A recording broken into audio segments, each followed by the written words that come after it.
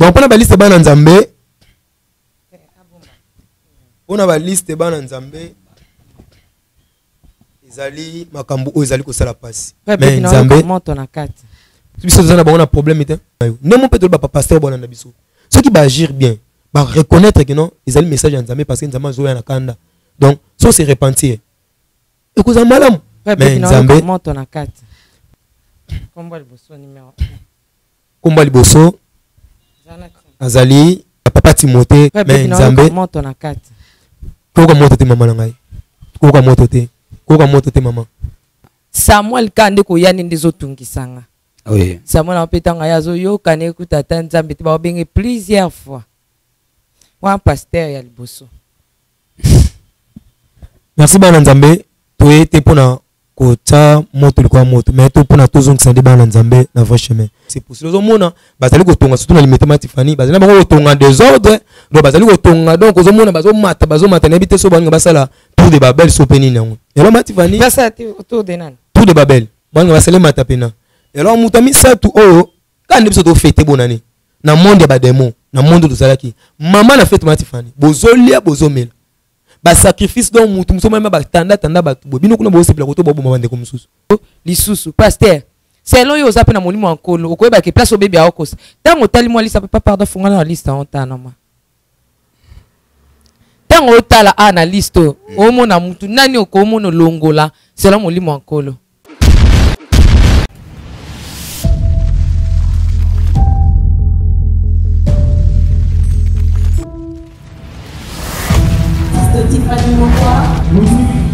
Let's go.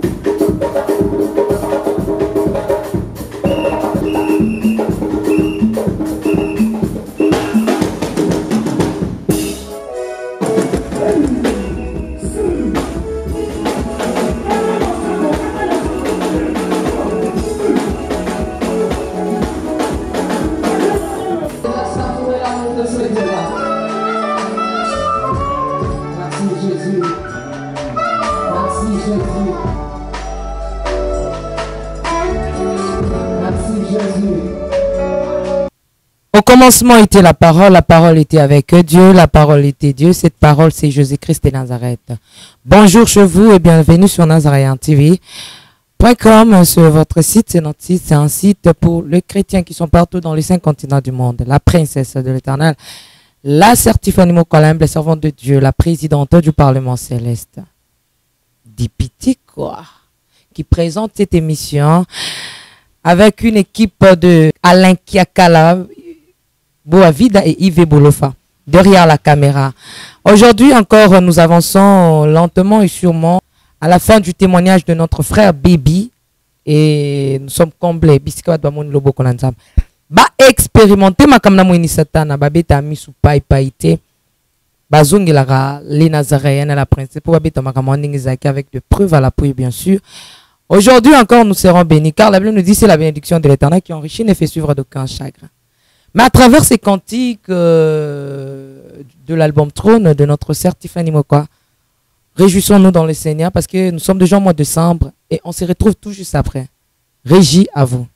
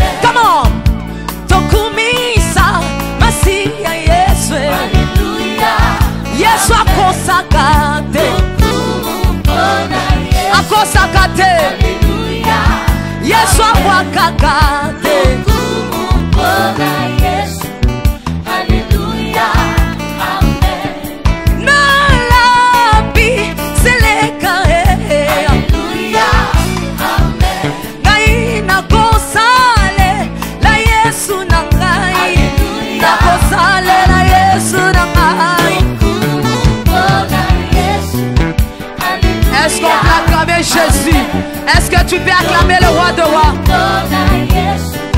Alléluia, Amen. Bandi, mina Yesu, Alléluia, Amen. Sabadindo, Tokumisa, Yesu Masiya nanga. Alléluia, Azana bomo, Yesu azana bomo, Alléluia, Shamazana bomo, azana bomo, Alléluia, Yemba atamilele, atam, Yemba atamilele, atamilele, atamilele, atamilele,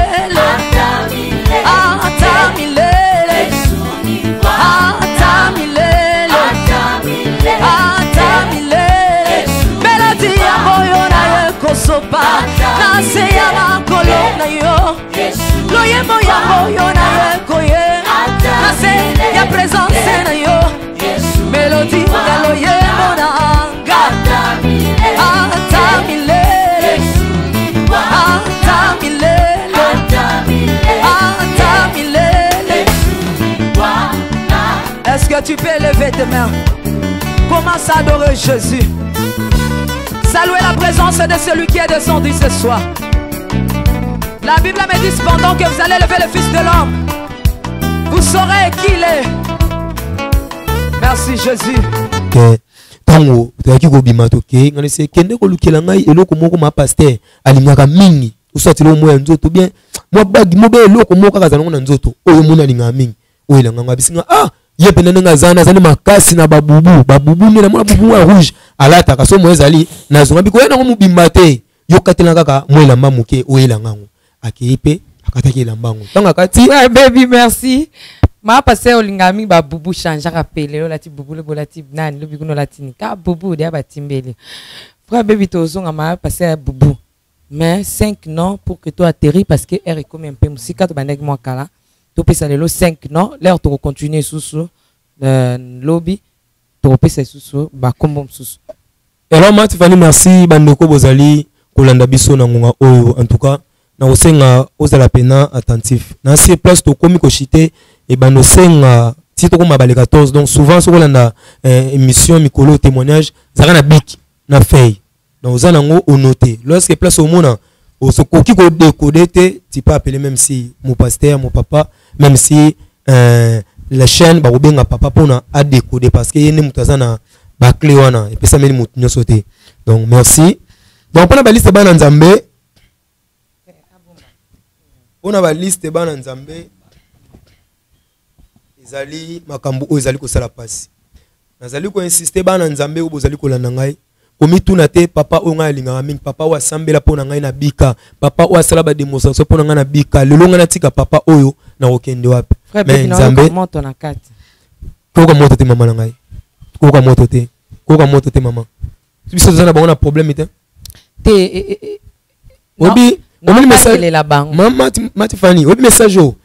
Et yaki na ba prophétie pe na ba vision belé. Nzambe a poussé les pas à Caïn. Abi la Caïn nini? Abi Caïn. Si tu agis bien, tu relèves encore ton tête. Moi l'Éternel, non sani, dans quoi elle sous le bosso na yo.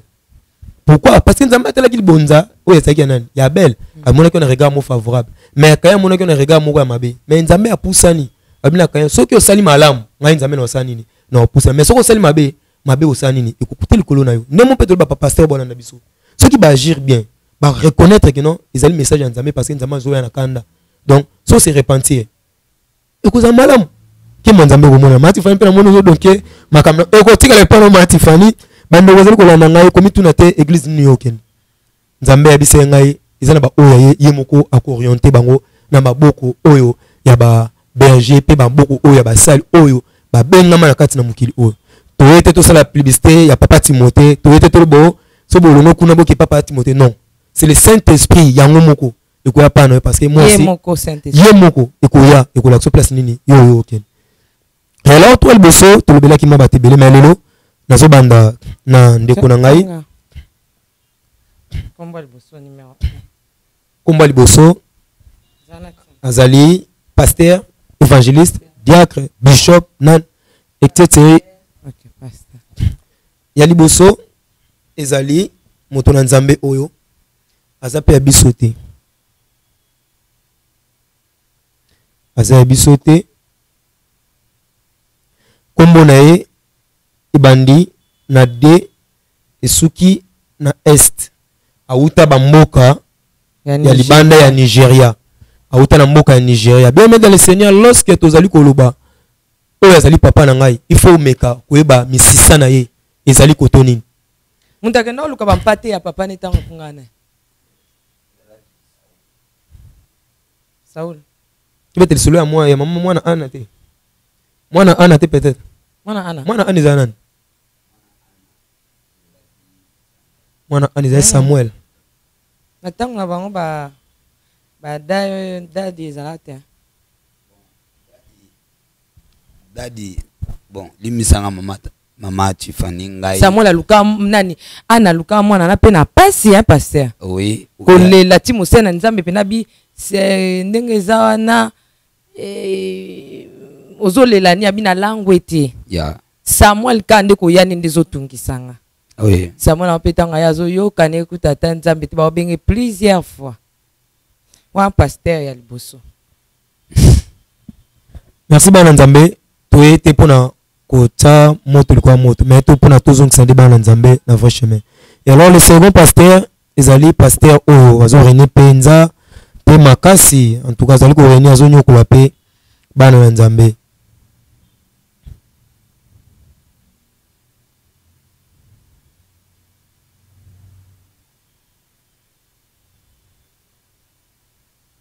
Donc azali pe konyokola bana nzambe kombo na ye. Obi lelo zotanga ba kombo na émission ko yande ko bando détailler ba na bando natanga ba kombo. OK, lelo zotanga ba kombo na misala na bango. Ah, au place étranger. Az étranger za biso te parce que na leti wa liboso pana 600 na zono de wana pana pansolango bien ndeti wa liboso to lobi ezali kombo ne bandi na D et soki na S to pesi mo ba briefing awa mwana nzamba zalaki attentif à comprendre déjà ezali motuneni to betaki li solo moko lorsque transmission na ye o yazwa kuna parce que webi maya munene o ezali na Nigeria mingi bat bakino sukuli ezali mingi océan et alors des prières avec des mayaka o wani zaka mingi ba roi ya ba nzambe ya ba sirène ya ba roi o ba konzo bazaki epai na ngai nde to ko mona eza ba pratique ya kuna nde ba yoko sala nini ba yoko memango awa mais awa na kati a biso to yoko mona ye na kati alliance c'est parce que au salela na kati ya temple o to bengango moa parce que wana to ko bomba te eza na kati ya temple ya moa o mona kati ya temple ya moa ba salela ka mingi mai. Pourquoi mai? C'est parce que azali mutu ozo sela d'abord si shika na kata si shika azali prière mingi ya mai.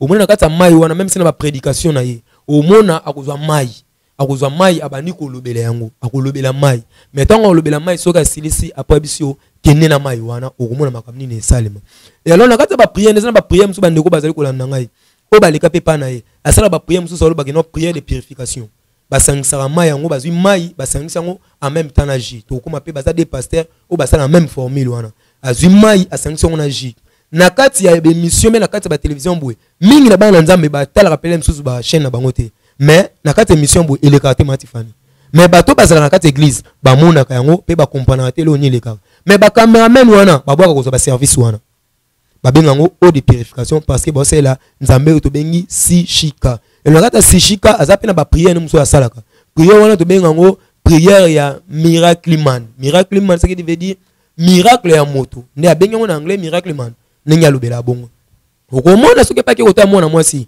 akoloba terme moko o comprendre formule nango te so ozana bonzambe te otikela comprendre nango te okomona na kati ya ba témoin ba prédication ne après avoir aussi sa prédication omona loboko ne atiaka yango boye après kotia boye mingi atiaka yango pena boye koto asimbi mouchoir ya pembe okomona après tango nga ta mutu na mutu nde to laksaki tango tozalaki liboso to laksaki musapi d'abord akobanda d'abord kotia yango awa tango bandi kotia musapi a provoqué d'abord alliance satanique oyo mwana nzambo ebité après apozo mais de transmission mai wana eza simplement accomplissement ya biloko oyo yebi awi na océan oyo apesi kati na yo landesko bien omona lorsque abani ko kita na chair na ye soka bani ko pusana omona soki asimbi mutu bongo omona taka awa déjà tulubaki ezali misu abaction encore troisième œil or que mutu normal jamais ko za na misu misato et le kata misu na monde satanique biso to yebi ezala comme awa 6 awa et comme 6 awa et comme 6 na kati ya 6 wana il faut un pouvoir au de pouvoir ya pyramide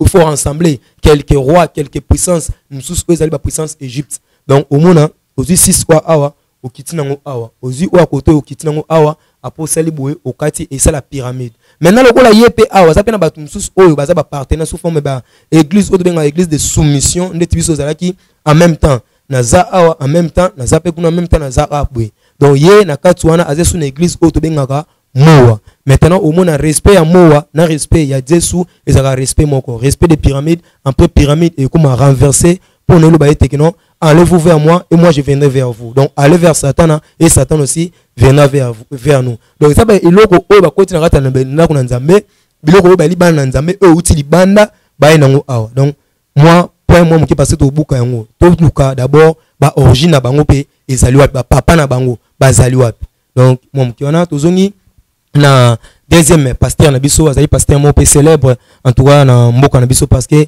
bano to bazana lumière ya Satana il faut d'abord ba briller pour na basa nini ba influencer peuple ya nzambe o bazana ko bunga et alors c'est pour cela diable lokola bi ba matière matérielle nezala ka ba biloko bana nzambe mingi ba koya kana yango c'est pour cela ozomona bazali ko tonga surtout na limetema tifani bazali bango ko tonga désordre donc bazali ko tonga donc ozomona bazomata na bité so banga basala tour de Babel so penini yango et là matifani Basa autour de nan tour de Babel banga basala mata pena awa tozana pasteur na biso ya mibale to le bien kombo na bandi na B na suka isuki na M na le bien bani na B na suka isuki na M sous forme ya parler la langue bara donc sous forme ya ba langue et alors il a pas dans la soumission il y a Dieu to bengi Dieu Yung est na kati ya église moko est na kati ya République démocratique du Congo précisément na 11e rue et alors ba tebele pe ba yebi na kati ya église wana ezape na université ezape na école sciences infirmiers ezape na ba école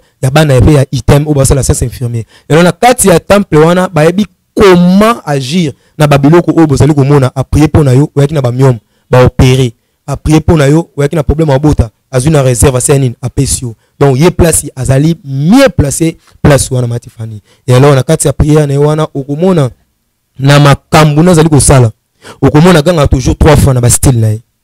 Lorsque le diable vient il agit 3 fois aye saluer Jésus au shijomani lorsque il pas bandi ko belela azo belela oyo to ba neti elina prophète abal elia bano bela nini moto prophète abal no bela penine moto et alors ne mo pe bango bazali ou bien ganga mai 3 fois yo pe mwana nzambe na bidon na yo so pe 5 litres en tout cas zo sala passe matifani baba ni ko ganga fire ozo pe bidon fire no zo ko invoquer nzambe nini oyebi fire yango ya nini fire zanga kombo Yesu na suka fire zanga kombo Jehova na suka kaka fire uti wapi po kitila ezwa na mai wana et alors donc eza biloko oyo bana nzambe boza penza na kati ya ignorance et alors azobelela nzambe ya bal lorsque bala bela ki banzambe na ye bakitena bango moto te ne c'est pour cela mona bato mingi bazana kati ya l'église oyo bazana na ignorance mais le jour oyo ba ofonga miso ba moni nzambe eli akitisi moto ne ba comprendre ki ba fire eza lukuta na ba mai eza lukuta donc wana tozalaki na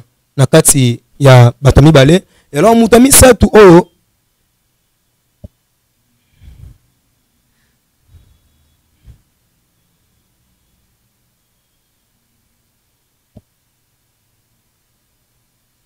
n'invite souvent longwa na titre oyo azali en même temps professeur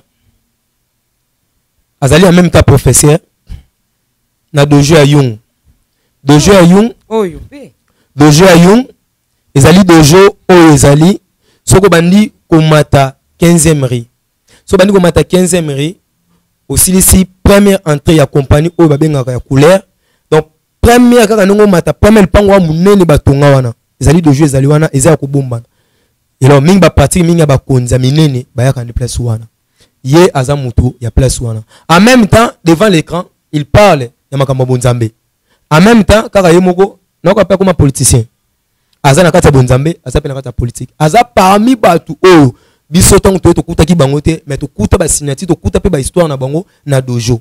Bonjour, shalom, bien-aimés dans le Seigneur. Ezali Abino, Pasteur Timothée, Longona, Frère Michael, les Nazaréens a offert occasion moko.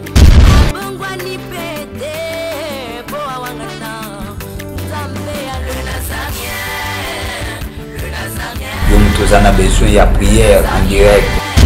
Et puis nous tous en a question en direct que lui poser à frère Baby, tout le domaine spirituel, à pasteur Timothée, tous là ensemble dans maman Tiffany, pourquoi? Le 14, non, le 14 décembre, l'ère de Kinshasa. À partir déjà du 17h, donc émission Ezali, téléphone ouvert, donc signaler déjà ma notice, dans la première pour peut-être un message pour le déjà que non, le 14, Papa Timothée, na moi frère Michael ou Bouébaki Kala, na combo la frère Baby. En tout cas, s'il y a des questions à poser,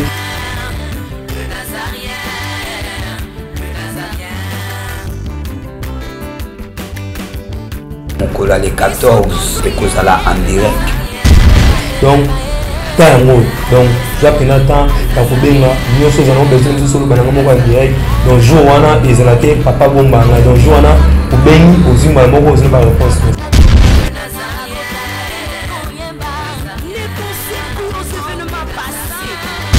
si vous avez un problème n'hésitez les prières pour vous bien donc Nzambe akoleka pona osala en tout cas bana Nzambe n'oublie jamais la prière.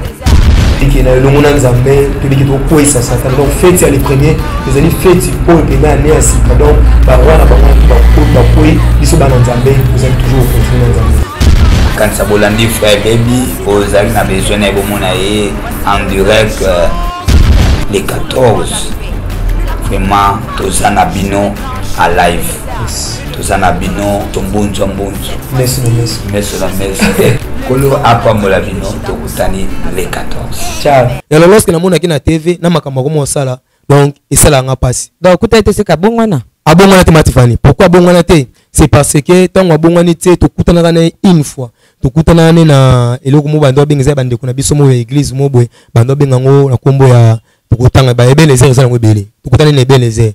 Donc zaki centre chrétienne. Bando ko ba wala nga ba comprendre déjà ebeleze eza église moko za na mboka na biso ya munene. Ya maman na biso mo boy pe tokutanga payer ibazali abane ko salisa ngo sous forme abenza ba chrétien tout. Ba chrétien mususu bazo ko beta ba concert ba na Nzambe ba otala ba omela baji yepe tokutana na place wana. Alors tant tokutana place wana ni place na ko mona yepe na ba esprit de corbeau. Parce que na ba esprit de corbeau. Donc na comprendre que non mutu oyo azana nu kaka na mukilo na wana pe ngana komi presque penza ko tika penate na zaleno penza me ko pratiquer pena penza comme ko limbana.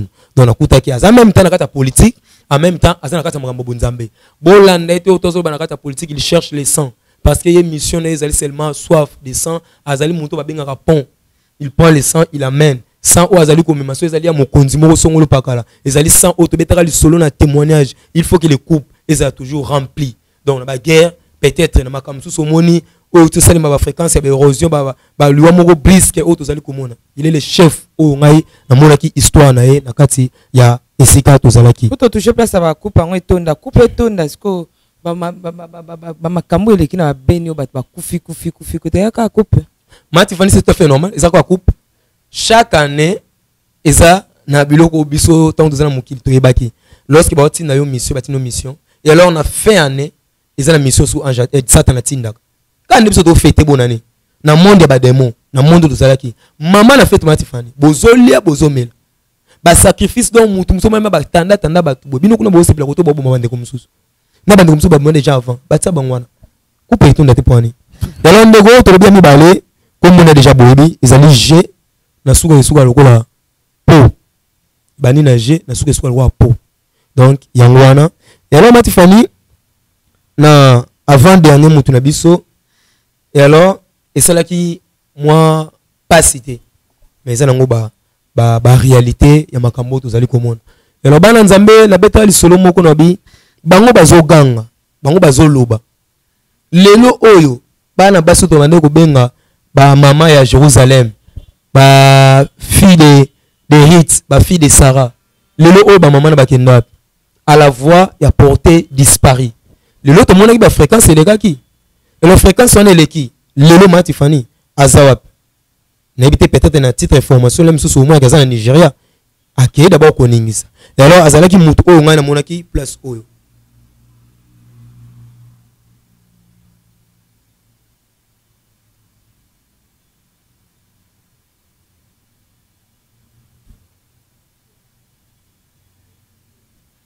comme on est maman wana babenge maîtresse de la mer accompagné toujours na pasteur oyo aza likolo oyo ya misato accompagné à part ye moko te nazonga kotolobi coupe etonda accompagné toujours na soutien ya bato mususu oyo baza na ba autorité ya likolo ba accompagner. Et donc mission nae c'est détruire et non les hommes mais détruire seulement les femmes. Et non seulement les femmes oyo baza na banda comme bala mais les femmes en général même si banamike. Et alors tout ça dans la prière auto benyango ya 5 cailles.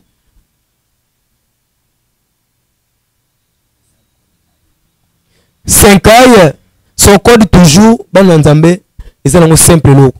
Jamais lorsque le monde a na kati ya voiture na ye soko zo saluer bato otika lo monde soko abimi biloko à côté na ngona makolo yango na kitana yango. C'est la présence ou bien en présence des tortilles. Les tortilles lorsqu'il y a côté na mabele pour mi bata ma bien il faut côté maboko ne tout afin quelque chose niatie a senti sensation mais abata mi na kati. Et le temps akitaka kitane mususu. Et alors lorsque banda ko kita premier miracle ils a toujours miracle ouvert parce qu'il y a maîtresse. Donc aussi mbate faut qu'il laisser aller. À son autorité au ba baptiser le corona. Maman ba besambela makasi akoma tata ba 50 jours à prière akoma ba 70 ata ba 300 jours. Ba 100 ba 300 okoma à prière makasi. Et alors le ba nzambo ozali ko landa ngai bazawapi. Pour information bo mona yango kala mingte parce que na landa ki pe news azana nzela zoya. Et alors cette fois-ci azoya lisusu aya ko kongomba loko konza.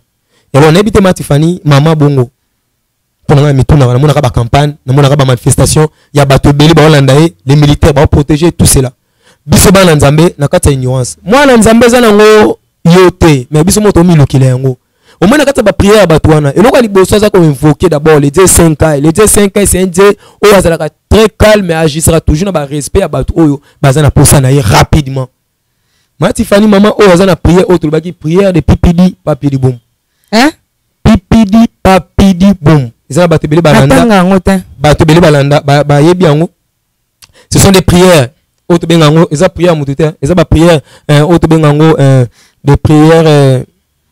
Des prières magie. Ce sont des magies noires, de vraies prières kabbalistiques. Des vraies prières kabbalistiques. Vous avez kati ya bondoki. Ceux qui battent ça recherche les prières kabbalistiques. Au monde tout na kati wana ezali. Et on a kati na ça la pipidi papidi boum. Pipidi papidi boum ezali nango eloko kwa ozana na maboko. Okoza na biki. Okoza na liboko oyo. Au déposer par un monde, au invoquer 5 ans. 5 ans c'est à agir. Tu nous as besoin d'une. Abnana besoin moi na o na kata liboum. Ou soit alimu. Ou soit na besoin malade au bâti yango. Et le moyen qui kota mutu mususu. Au quoi pas ne soit le beaucoup d'office au bic. Et le pas malade ou un équerre. Mais belle oni na tiki katina. Atikelo mabe. Parce que mon tout temps on tambola. Azana biloko nzambe dia kuma mpanzi. Lorsque le diable a un intérêt ou akuti na kati. Si vous avez intérêt te, nzambe peut-être atikelo na bongo.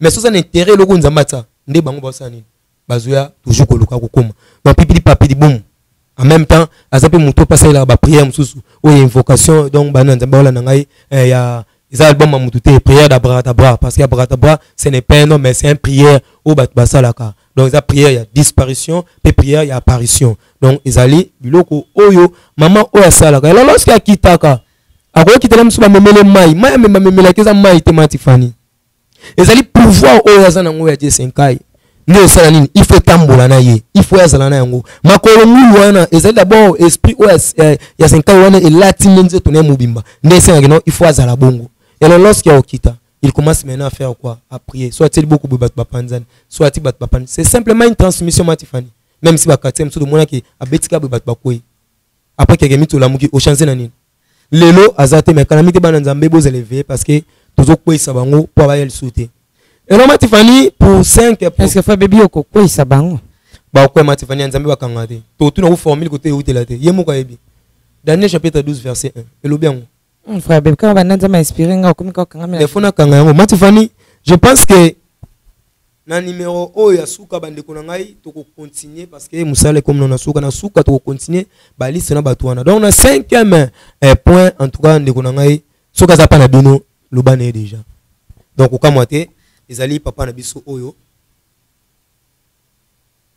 kombo na e ebandi na W na suki na S na A yela bana nzambe okamwate na lobaki lo mone ebandi lobi na yete pona beta lisolo ya vie na ngai mais ne seulement pona ko longola oyo batu ya mabe o nga na bi na biloko na bango na bi comment ba no pratiquer peut-être so ba na nzambe ezali pasteur wana Matifani alors pasteur o ya sala ba prière et en même temps ba prière ya ba die o ya mai tolobaki ye asala ba prière wana na mai pe na ji mai na ji o monika ka mai ba te azuji ate apande so soit so pona mukongo ba prière wana so ka sala ngona kati église ezala te que non asala ngo ate apeso ngona bido ba na nzambe bolanda ngo bolanda très bien ceux qui bazan église parce que les canaba TVT mais biso to yebi yango to lobango so ka benyo na bureau na opeso o ya mulangi o déjà yemo asali mélange et biso tala mso sala ngo service la mso lokolo longo na moneli wa masque et kende longo masque wana lokwa mbali ba yate kende sukolo lokola boye tisimate kende sala boye alors na kati ya ba prière wana asala ngo mingi na esika oyo ezali bureau na yemoko na kati ya bureau na ndio asala ba prière oyo elo bana nzambe yeba ete ba pasteur oyo na tangi 5 bazali batu oyo bakotisi vraiment bondoki pe bo bebisi to tangi no bangwana 5 to tangi no bango 5 bondoki pe bo bebisi mais na kati na bango pona ko tsamwa virgule il faut to signaler bana nzambe bo mona alobaki tourbillon ekozala kati na bango bazana confusion au moment est-ce que ba pasteur na tangi ezana moko na bango o to betaka lisolo awa akomi lokola adversaire ya oyo akomi lokola adversaire ya oyo akomi lokola adversaire ya oyo oyo azobeta ye kuna bimana ka chair oyo azobeta yo yebite ba pasteur ebele bango pe bakoma ko kepa banganga yo yebite boye na olia bakiti na ba mesa atanya ukondoko na mona yo Chayo na mwamba la minute na kata bena katikata saki fufu. Oui, allô est-ce que tu bonjour. Boni. Et le côté et puis qu'il y a mon bureau à travailler tes micros.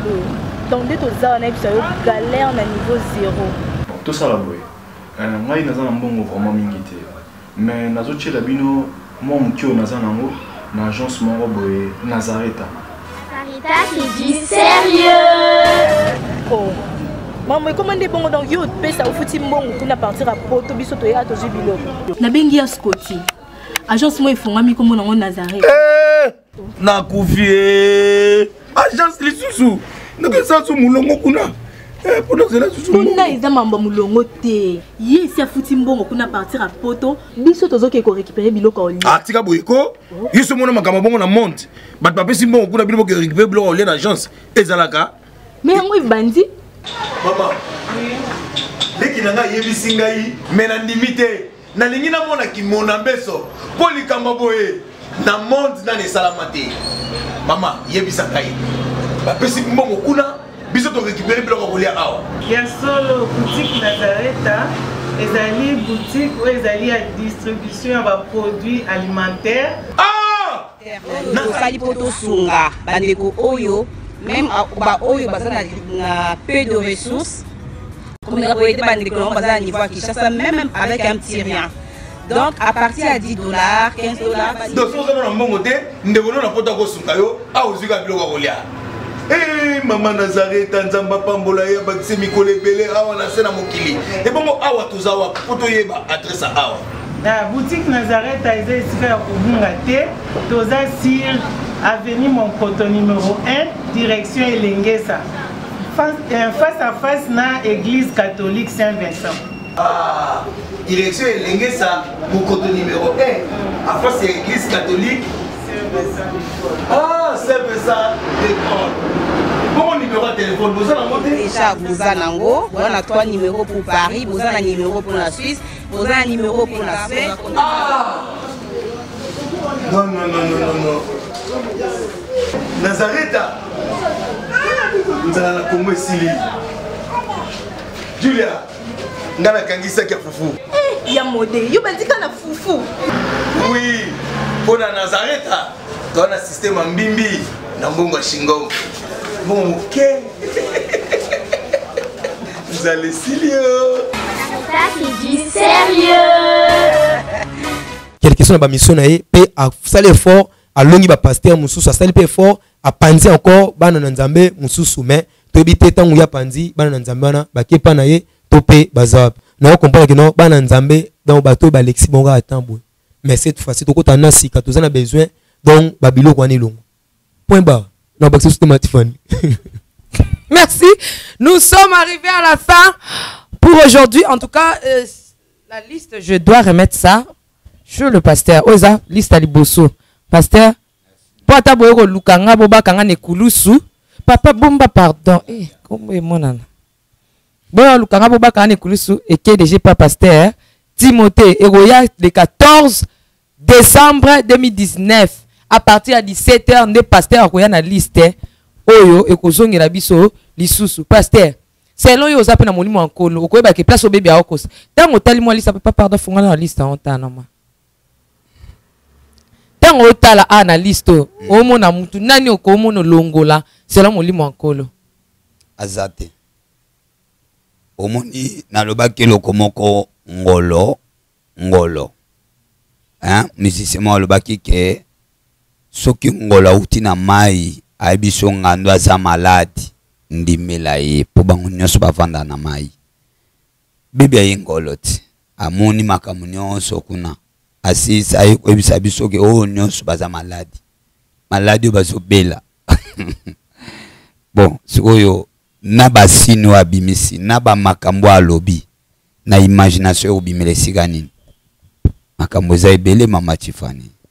Voilà, na yebisika bana nzambe ke bosala sentiment te bilolobi na dernier temps ezala batamoko za difficile yo oyoki soko bongol motema eza yo soki omoni ke bebi akosi yo bondela nzambe na yo soki omoni abambeli bango tuna nzambe yebisa nzambe nzamba otalisa yo pete nzamba atalisa o neglijaka mais bébé ayekaka ko révéler eloko moko to ko confirmer eloko moko molimo na nzambe c'est décoder kala et décoder sikoyo yo ozoboya sikoyo awa to na système à code mais code ba beti awa molimo na nzambe c'est décoder déjà kuna alors yo comprendre que kolo azwa lokumu parce que na yibi misala oyo ya mutu na mutu nkolo afongoli bébé asalaki kaka misolo kola paracommando du Seigneur mais par les stratégies ya kokene na monde à ténèbres sans le savoir c'est une mission de l'Éternel onkola lingaki asala bon nzamba récupérer awa nkola récupérer pe abimisi makambo yo boya pona nini na profitera opesa numéro poto komna suka soki olingi kozwa délivrance koyamba nkolo Yesu kotika nzela mabe oyo pe moko oza pratique misala oyo bebi asalaki kolo aza na yo posa pesa motema no epa nkolo lokola bebi pe ayambi nkolo elelo aza na kobanga te parce que molili ezani loko osala ete aza contrôlé na likolo na connexion ya likolo mais aza sous contrôlé na monde à ténèbres te otika noka misala ngo pe lelo oyambi Yesu et okoki kozwa numéro oyo topesi plus 243 89 99 27 et 616 na bandeli plus 243 89 99 27 616 waneza numéro nanga so bengi ozana besoin ko ya mankolo tokosunga yo. Papa, merci. Encore moi résumé à les 14 ezali samedi awana les Nazaréens tozana émission en direct pour na ko poser ba question pour na ko bondela nzambe et pour na ko lekisa témoignage oyo pour na ko silisa yango pour na ko clôturer yango donc tozali les 14 landa biso ko bandalelo ti les 14 tozana enchaînement ya ko mema émission o tina suka et bana pe baby azwaki délivrance nini asuka kindenge nini eyinda kindene ponkolo azwaye vraiment mikolo nyonso kozanga te parce que tozala ensemble to mema likambo tina suka nkolo azwa lokumu. Merci frère baby de Lobasuka. Ah merci mama Tifani Lobasuka ezali nzambe azamalamu matifani komona tofandi boye komona nzambe yake ndokolongolanga d'abord place nazalaki lelo na koma o tatu na comme nene na ye en tout cas eza eloko mo penza il s'est quitté soka yemote et là on a bisika bana nzambe bazali kolanda biso donc rendez-vous na biso ezali donc le 14 décembre donc tolobi soutien seulement pour na makambo tali connexion donc ce go sentir que toute famille na molimo nzambe en tout cas luka ko aider biso penza ba sunga biso parce que on a besoin binope appel direct donc bien parce que nzamba otika bilote nzamba oso parce que soutenir œuvre mokité mo soutenir œuvre nzamba olinga te que ça qui na etika la vie il faut attendre de ça encore donc soutenons-nous donc les 14 tous a déjà la connexion na biso wana tombo benga na batu misuba baga o frère baby ayambara ti foka papa foka boy to benga boy alali boy donc le jour wana les 14 soko bengi ngai okozwa ngai donc en direct donc merci na possibilité so mbote bolandi biso nzamba za malamu. Merci beaucoup, nous sommes arrivés à la fin de ce témoignage avec le frère Baby, pasteur Timothée, tout comme vraiment la souka. Merci frère Baby. Merci beaucoup ma Tiffany. Vraiment, bah comme Neza, les Nazareth m'étaient tangian. Ni maman Tiffany. Les frère Baby m'étaient tangian. Vraiment, s'il vous plaît au nom de Jésus, bon essayer que ça la différence. Frère Baby, mon est à 2 jours maintenant. T'es na mona wote, so na mona woga les jours na kota awa. Nangana sinele maman papa, mutuana mutu mabe. Bah comment t'organises na yo? Jamais. Ngaku na yeba ku yote. Ngana monika ke non, na ton fona ko sa témoignage. Ni na kana ko sa témoignage. En réalité, frère Baby a tangi pe combat mutute. A coder. Wa coder. Kai. C'est que yemoka mi yebi po ba tangi combat mutute. So décoder, c'est que ça yo. Mais Jésus disait en vérité, je vous l'ai dit. So eza liloba o ya vérité ici. Et bois kami. Ezui. Ok, aïe. C'est que ça lieu. Merci beaucoup. Bande quoi les Nazareth ba bininge to salaka. Vraiment spécial 14 wana to tiango uniquement pour na mtu wana ko luka uso wana frère Baby. Les 14 so po boyo bino na lingité. Commenter na so bino na boyi nanga frère Baby ali en direct. Eza kamte to longolango. Parce que to banda qui témoignage ti direct à toi na Kinshasa isenga maman na connexion. Isenga vraiment connexion suffisante pour que bozwa biso ata 7-10 na banda kuna bino. Alors isenga connexion est la suffisante parce que to banda de 17h nkolo a rokamba biso to celle pour que mutu nyonso na ba uta misala na ba pour que tout batu nyonso tout bazala vraiment na temps quoi. Alors sur ces senga rocha carburant na ba courant na biso Kinshasa et senga connexion ceux qui colla tout ici tu le fais ceux qui te pardon ko commenter nga c'était pardon na bolinga nzambe ko frère ba commenter na c'est ba commenter te commenter o bo senga biso connexion ba commenter ma Tiffany to yeba pe nzambe so de mutu de to lobi boye eza appel nzambe to sengi de mutu soutenir œuvre nzambe parce que nzambe da retour au salle mutu au commenter qui était bo senga biso te bino mo de se débrouiller comprendre directement za mwana satana pas moi nzambe d'abord so azana ngote faut ko na passe abandi ko tumisa nzambe papa pesa pour soutenir œuvre na yo eza bon ma Tiffany tika ba comment merci beaucoup. Donc le 14 samedi 14 décembre à partir de 17h to kozalawana.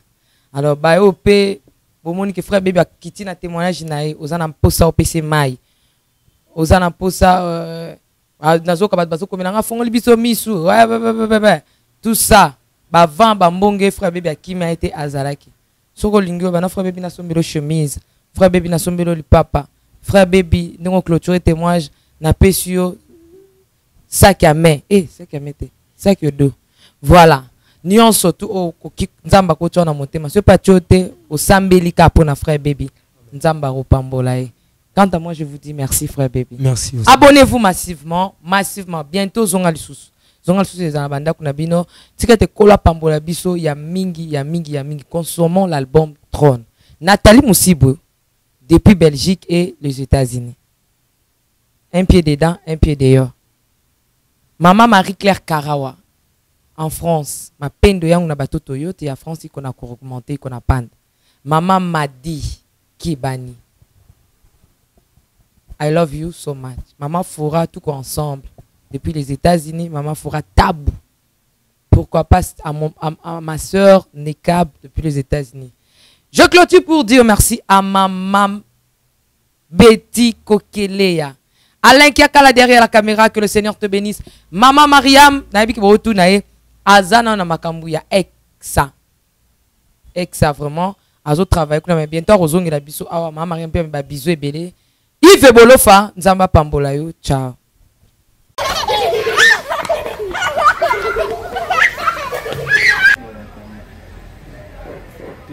bientôt, nous commençons les cours. On est en train d'inspecter, de voir ce qu'on va faire. On va essayer de faire quelque chose. On mange d'abord ou comment? Non, on mange d'abord. On peut s'échanger et puis on mange. On commence à la stimuler. Ouais, relax.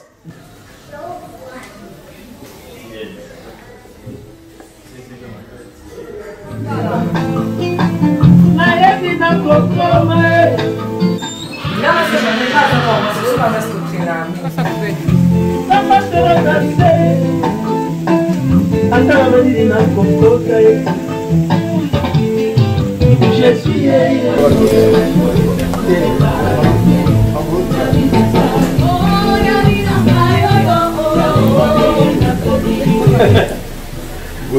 ouais. On a vu les clips, on a fait le la gomme. Soyez au moins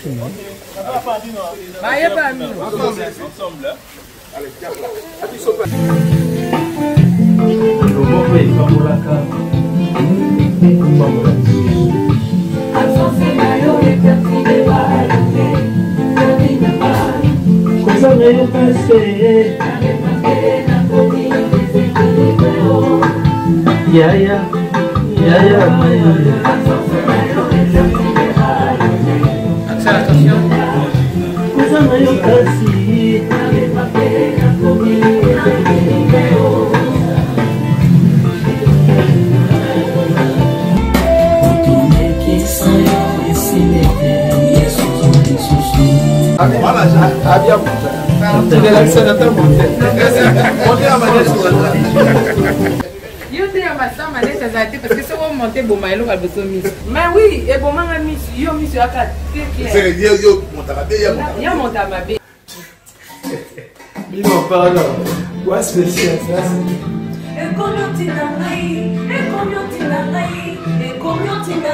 Clip, il y a l'évangéliste qui va face. Là, on va te faire aux assos. Donc,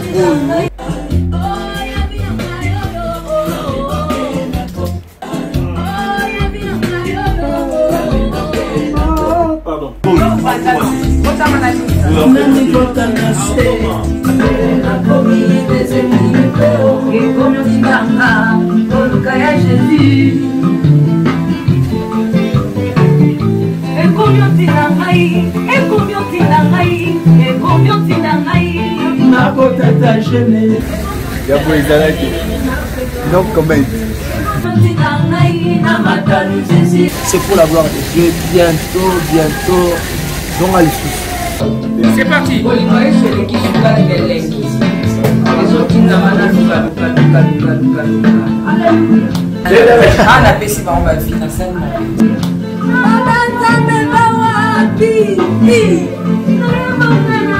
Loboko epesaka ekopesa lisusu. Loboko etabwisaka ekokamba.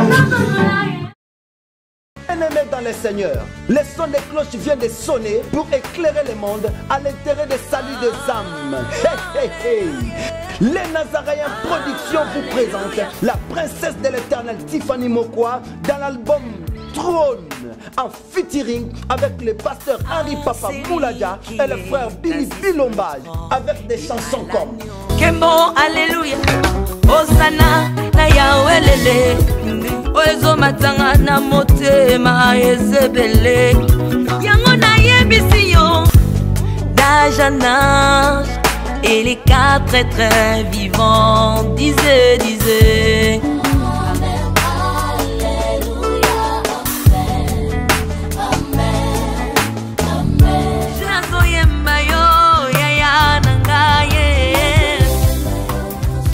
Yozali Isolo nanga ya tango pasi ya. Procurez-vous massivement de cette œuvre à travers les plateformes de vente et de téléchargement telles que Les Nazaréens TV, Amazon, iTunes, YouTube et autres. Hey, hey, hey. Les DVD, les CD sont déjà disponibles. L'album trône toujours en marche.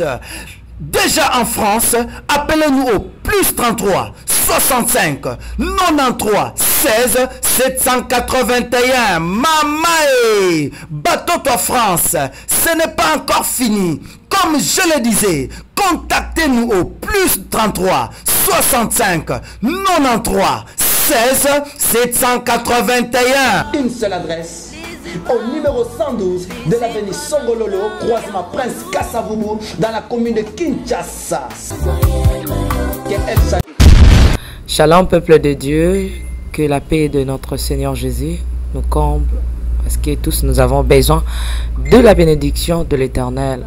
C'est la sœur Tiffany Mokoa, la princesse de l'Éternel, la présidente du Parlement céleste, députée Kwanabanda Kunabino. En tout cas, la Bible nous dit, vous connaîtrez la vérité et la vérité vous affranchira. Nouvelle les akaka, tu peux communiquer, information, c'est que les Nazaréens ont moins souci, vraiment souci, mon côté technique. Voilà pourquoi nous vous supplions, nous vous demandons, s'il vous plaît, d'ailleurs que vous acceptez biso na banda kuna bino ka lo lenge tozali. Vraiment to senga na bino na bolinga nkolo, bayo bolinga ka kolanda mingi les Nazaréens. Vraiment, bo sunga biso, bo s'abonner dans les Nazaréens News. Donc, neka ke komami wana les Nazaréens News parce que les Nazaréens au ya Kinshasa ne oboye baki liboso et un petit problème technique. Donc, moi et toko taba vidéo, il y a milai isa vraiment pour l'instant. Donc, voilà pourquoi na bolinga musalo tozala nango tosala libino les Nazaréens News. Dans les Nazaréens News ndé ya bino les Nazaréens News les aka les Nazaréens donc ndakwa les Nazaréens okay? Famille les Nazaréens toujours mais news obetika les Nazaréens News ndenge ba komya ngwana o cliquer na place ba komi s'abonner au s'abonner massivement donc s'abonner ou epipe moninga s'abonner ou epipe de quoi s'abonner donc vous s'abonner massivement s'il vous plaît bible ngakolo bible ngala certifié bible ngala princesse de l'Éternel je vous aime beaucoup de l'amour de Christ. Donc je disais tantôt que les Nazaréens ont un petit problème technique. Voilà pourquoi nous vous supplions de s'abonner sur les Nazaréens News. Ces derniers temps, nous utilisons beaucoup plus les Nazaréens News parce que les Nazaréens Kinshasa a un petit souci, un petit problème technique. Que le Seigneur nous bénisse, que le Seigneur vous bénisse parce que tous nous avons besoin de la bénédiction de l'Éternel car la Bible nous dit c'est la bénédiction de l'Éternel qui enrichit, ne fait suivre d'aucun chagrin. Au moins, émission Talio attaque au Tali. Donc, toujours sous kakana ba minute, 1 minute, 2 minutes, 3 minutes. Parce que moi, je suis moulay zate. Donc, témoignage au lundi, table sainte au lundi, mission ka au landa oyo, attaque au lundi à mouké oyo. Donc, cliquez le lien où ils en a sewana. Après titrage, kazo landa rawana. Donc, sur le titrage, na sewana au mona lien. Alors, cliquez le lien wana et vous mettez directement dans les Nazaréens News. Donc, cliquez kaka donc au tali attaque. Au moment titrage zawana ce qu'on a c'est à titrage wana au moment lien final wana et comme mayo na les Nazaréens News. Quant à moi, je suis rempli, je suis comblé de joie pour beaucoup s'abonner et belé ciao.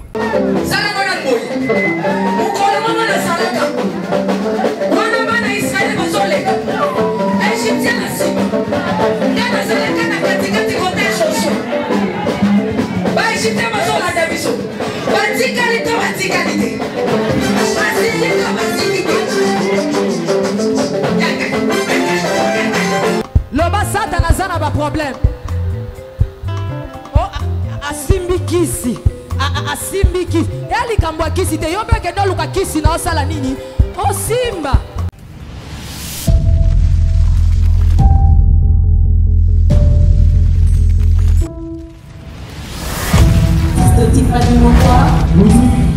Let's go.